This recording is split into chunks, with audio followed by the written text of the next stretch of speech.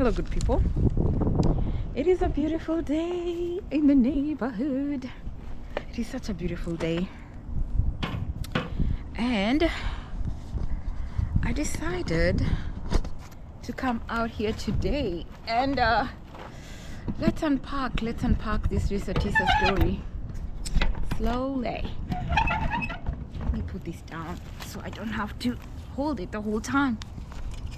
Yeah, I think that's better. Yeah, let's sit and talk. Do you all see me properly? Yes. So let's unpack all this Ressa Tessa story real quick. I like putting down notes as I listen to stuff so that I just, really get the gist of what somebody's talking about. I guess it's a habit from back in the day in school. So I have my little cheat sheet with a few things that I put down about her whole story. And this lady went through a lot for such a short time. So the first lesson for me I got from this whole story, first thing is that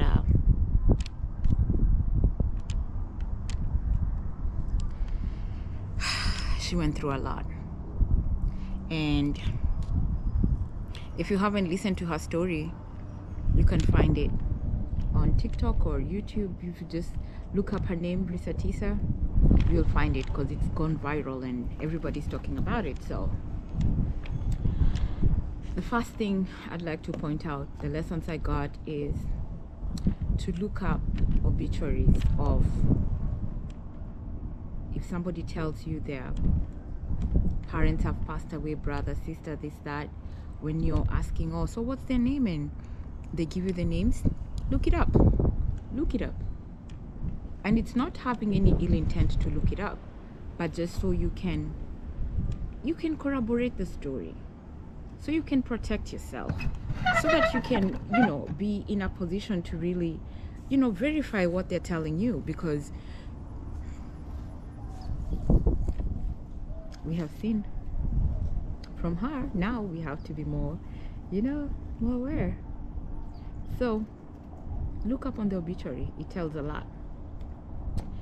Number 2, if it's possible, find the ex, call the ex, talk to the ex, find out.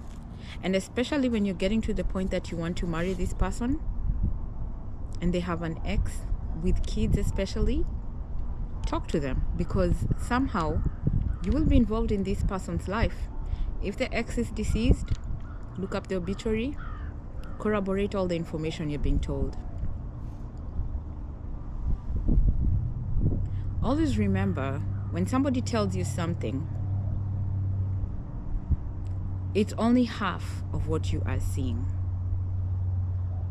So what you see and what you hear, it's not everything about a person. So that's why you have to corroborate everything. And it doesn't mean that it's not being trusting, but just being careful.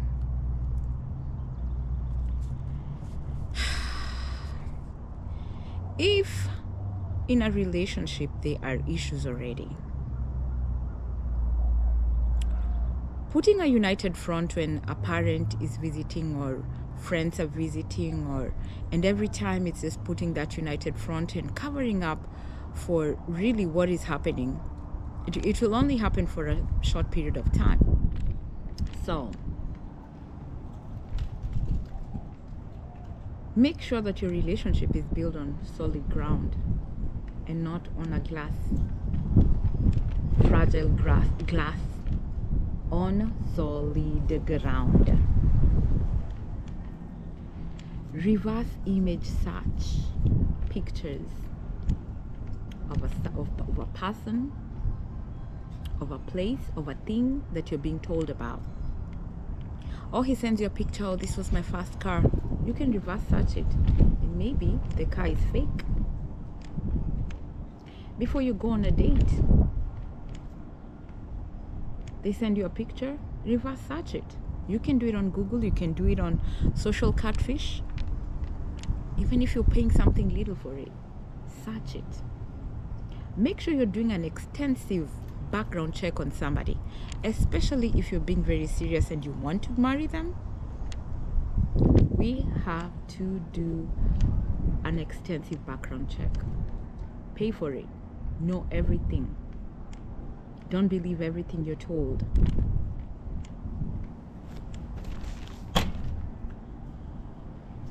And now I just pose a question. How many red flags do you need to see before you call it quits? Put down the red flags you're seeing in your relationship before you get very serious. And put a mental note of how many do I need to see to really be like, something does not add up. Because those small red flags, they add up. One small lie here, one little lie there. False promises. What is it? What is it that, you're going through? So ask yourself and really be honest with yourself. I remember Reesa said one thing, that this guy decided to marry her so that he can keep her. If somebody is offering to marry you, could it be that you guys are almost breaking up and then suddenly they are making this grandiose proposal and wooes you in? Could it be that? Remember, someone can decide to marry you just to keep you.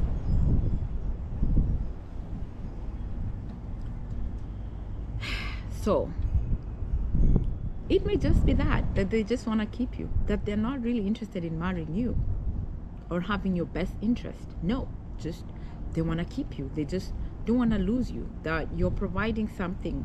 You're providing shelter, comfort, something. Thing is being need to change positions. It's too loud, that thing on. So let's move. Let us find a quieter location. This was my Valentine gift from my baby. All right, so let's continue. Where were we? When you see someone deciding to marry you, it may just be that they decide to marry you. When you see somebody deciding to marry you, it may just be that they have just decided to marry you. Not because they love you, but because they want to keep you. So that is something important to note.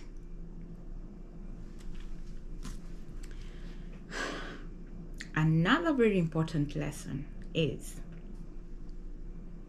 let's all say it together, 2.5 weeks of meeting somebody should never be enough to live with them. Let's say it again. 2.5 weeks of meeting somebody should not be enough to live with them. May it be whatever circumstances. Protect yourself. This was before COVID, when they met. So what happened was, when lockdown was about to happen, they decided, okay, your place is smaller, my place is bigger, let's move to my place. And now they moved to Reesa's place. But it was just 2.5 weeks of meeting this man. Make it make sense. She just had literally met this man.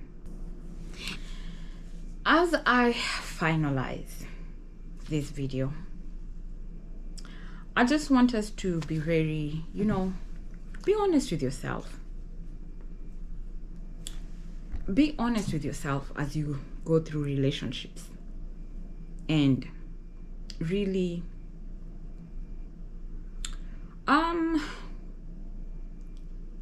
the thing is, if somebody's taking you in circles, I mean, how many cars did they go to see, and how many times did they see and it didn't go through? How many houses did she try and buy and it did not go through? How many did she and it did not go through? Come on now. That we are not just looking at them and be like, oh, okay, that happened to Trevor and Eve. No. What lesson are you getting from their story? Okay, please subscribe to my channel. We need to get to 1,000 good people. Please subscribe, share, comment. Give me the motivation to continue doing this, because I like to do it. I've come to like to do it. And until the next one, be safe. Okay, thanks for watching. Bye.